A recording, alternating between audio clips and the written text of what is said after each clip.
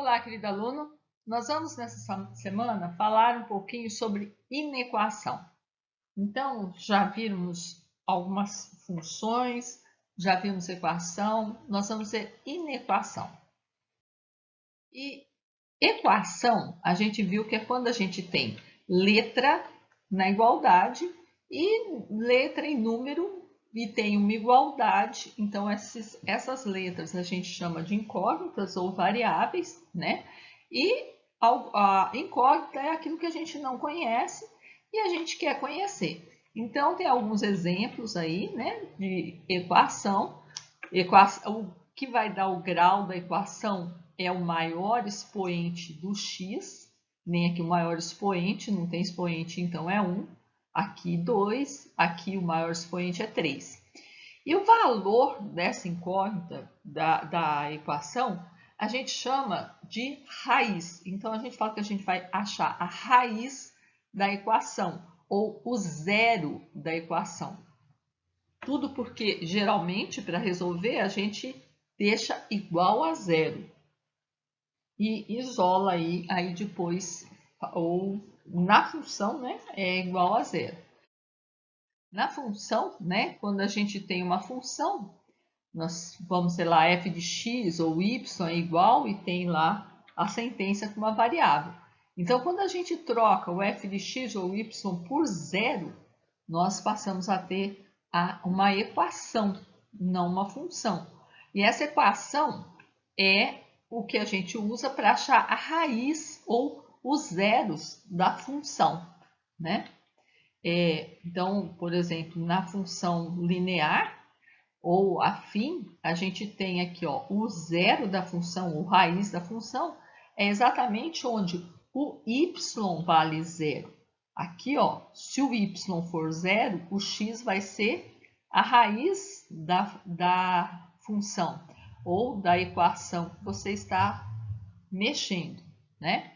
E da mesma forma, raiz na função quadrática, né? Na função x quadrado. Eu tenho uma parábola, né? Quando eu tenho x quadrado igual a alguma coisa, quando o maior expoente é 2, eu tenho uma parábola. Sempre os pontos onde intercepta o eixo x vão ser vai ser raiz da função. Então, no caso, conforme o expoente, vai ser a quantidade de raízes que ela vai ter. Essas raízes podem não ser reais, aí não vai cortar o eixo x. Elas podem ser coincidentes, aí vai ter um ponto só no caso da função quadrática, né? Mas ela sempre vai ter a quantidade de raiz idêntica ao maior expoente. A gente vai ter uma inequação quando a gente tiver aquele formato de equação, porém com o sinal de desigualdade no lugar do sinal de igualdade. Então, eu coloquei, teremos uma inequação quando a sentença que chamamos de equação não for uma igualdade, e sim uma desigualdade. E quais são os sinais que podem aparecer para a gente nessa desigualdade? Um deles é o diferente, mas é bem difícil dele aparecer, né? Os outros são maior que, menor que, maior ou igual a, menor ou igual a. E agora sim, só um macetinho de quando eu era criança pequena lá em São Paulo, né? Então aqui, ó, a pontinha fica para o lado menor e o bocão aberto para o lado de quem é maior. Então, por isso que o maior é para esse lado, o menor é para esse. Então, esse aqui é menor, que tiver antes da pontinha é menor do que está para cá. E o maior igual, menor igual, é só o traço embaixo. Outro método para guardar também é você cortar aqui. Se você cortar o traço de baixo, o maior vai virar 7 e o menor vai virar 4. Então, 7 é maior que 4, o que virou 7 é maior, o que ficou 4 é menor. Mas vamos continuar aí. Como é que a gente resolve a inequação? A gente vai resolver a inequação da mesma forma que resolvia a equação, isolando a incógnita. Então, por exemplo, aí, x menos 7 maior que 2, né? Eu vou fazer de duas formas aí, explicando o raciocínio, tá? O que a gente faz? A gente quer achar o valor de x. Então, para tirar esse menos 7 daqui, o que a gente fazia? A gente somava, na imaginação nossa, mais 7. E se eu faço de um lado, eu tenho que fazer do outro. A gente falava que faz de um lado da igualdade, tem que fazer do outro. Na desigualdade também. Se eu somar 7 de cá, eu tenho que somar 7 de lá. É o famoso passar com a operação inversa. Então, se está subtraindo, eu passo somando. Então, aí eu encontro que x tem que ser maior do que 9. Mas vamos ver um outro caso, um segundo exemplo. 6 menos 2x menor que 4. Agora, eu tenho que tirar 6 aqui. Se eu tirar 6 de cá, eu tenho que tirar 6 de cá. Ou então é o famoso passar, o 6 está positivo, vai passar para o outro lado negativo. E aí eu vou ficar aqui menos 2x menor que menos 2. Aí, sinal de menos, o que eu faço? Na inequação, você não pode simplesmente, vou cortar o sinal dos dois lados. Não dá para fazer isso, porque você pode fazer, você perde o sentido da coisa. Então, eu posso passar o menos 2 para o lado de cá e o menos 2x para o lado de lá. E aí eu vou ficar com 2 menor que 2x. Olha, se 2 é menor que 2x, então o 2x é maior que o 2. Certo? Então, é um raciocínio. Agora, ou então você pode pensar assim, eu vou multiplicar por menos 1, porque meu professor de ensino fundamental me ensinou a multiplicar por menos 1, passar para um lado e multiplicar. Eu detesto isso, eu costumo fazer de outra forma, mas eu sei que muitos colegas fazem isso e é um artifício, isso chama artifício. Se artifício é uma arte assim que não é vamos dizer assim, o politicamente correto. Então, quando você multiplicar por menos 1, o que você vai fazer? Você vai inverter o sinal da desigualdade. Só que é bom você conhecer o lado de cá para você saber por que você inverte o sinal da desigualdade. Então, você vai pôr lá que 2x é maior que 2, tá vendo? Inverteu o sinal.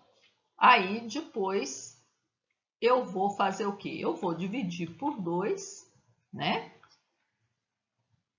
Para vou achar x maior que 1. Ou então, eu vou passar o 2 que está multiplicando para o outro lado, dividindo.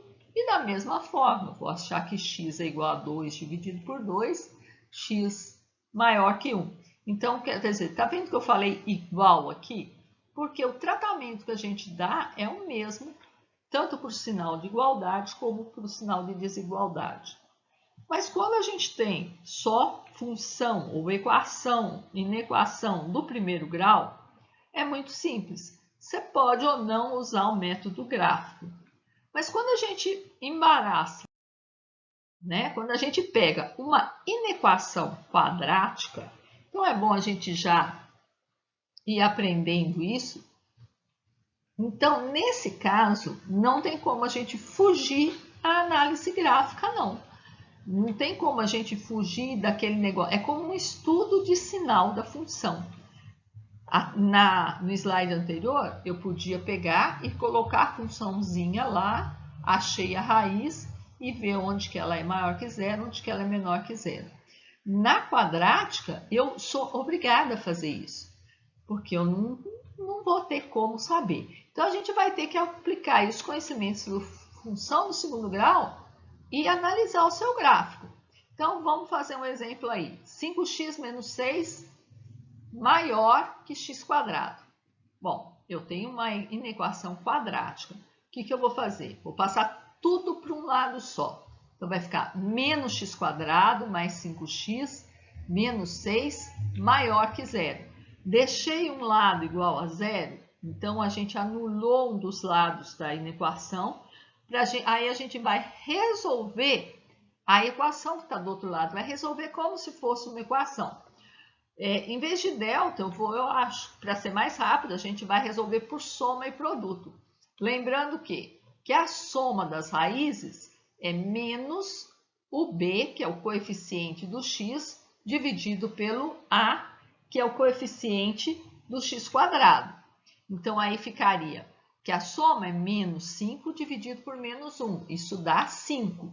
E o produto das raízes vai ser c sobre a. Então, o c aí, ó, o termo independente é menos 6. E o a eu já sei que é menos 1. Então, o produto vai ser menos 6 dividido por menos 1. Menos com menos aí na divisão, eu encontro um produto positivo 6. Então, como é que eu faço agora? Eu sei que a soma, eu quero dois números que somados dão 5 e multiplicados dão 6. Você sempre vai olhar, primeira coisa, o sinal. Se um produto é positivo, é sinal que as duas raízes têm o mesmo sinal.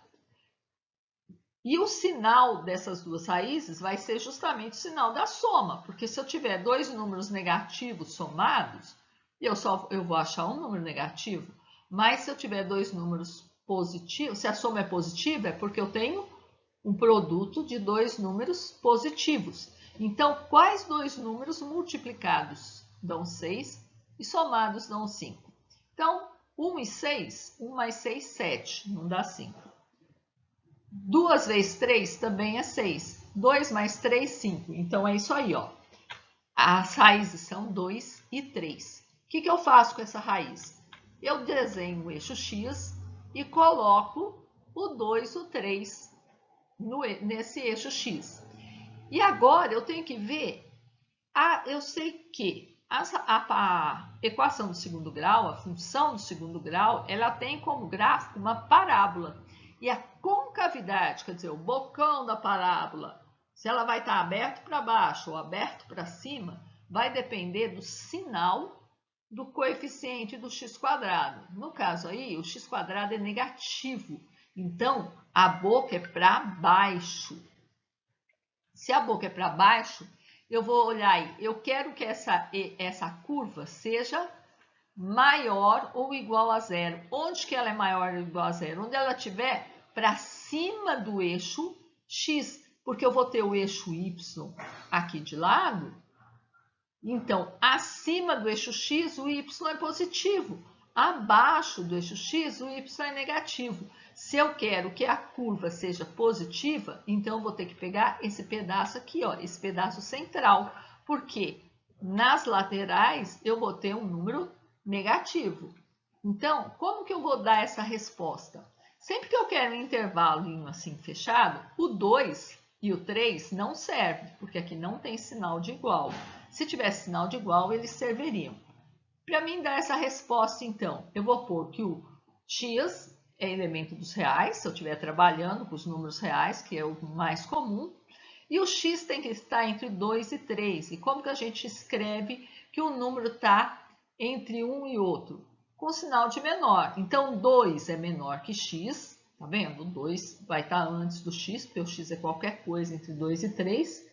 E o x vai ser menor do que 3, quer dizer, o 3 é maior do que o valor que eu estou procurando. Então, 2 menor que x menor que 3. Sempre a gente usa essa configuração aqui.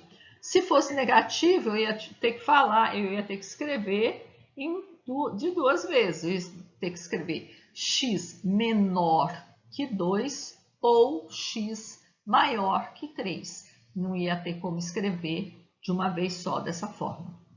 Então é isso, gente. Com isso a gente deu uma olhadinha na equação e espero ter ajudado. Se gostou, deixa um gostei aí para ajudar o canal. Até a semana que vem.